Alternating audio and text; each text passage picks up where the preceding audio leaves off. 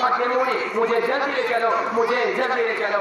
اس کی اس آواز کو آجو وَإِنْ كَانَتْ غَيْرَ صَالِحَةٍ، اگر وہ جنازہ نیک نہیں ہوتا ہے تو وہ کہتا ہے یا ویلہا یا ویلہا أَيْنَ يَذْهَبُونَ بِهَا، ہلاکتو کہاں لے کر کے جا رہے ہو.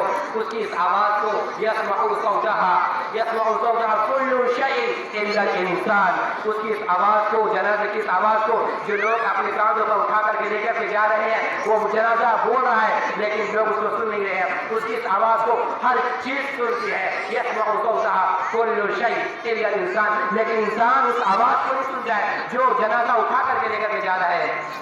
کیا بات ہے کہ انسان اس آواز کو نہیں سن رہا ہے؟ یہ ایگزام حال ہے، یہ بات پردے میں رکھی گئی ہے. اگر انسان اس آواز کو سن لے گا لا فائق الانسان لا فائق، اگر انسان اس آواز کو سن لے تو انسان کی چیخیں نکل جائیں، انسان کے ہوش ہو جائے، انسان کے ہوش ہو جائے. یہ ساری باتیں پردے میں رکھی گئی. کیوں؟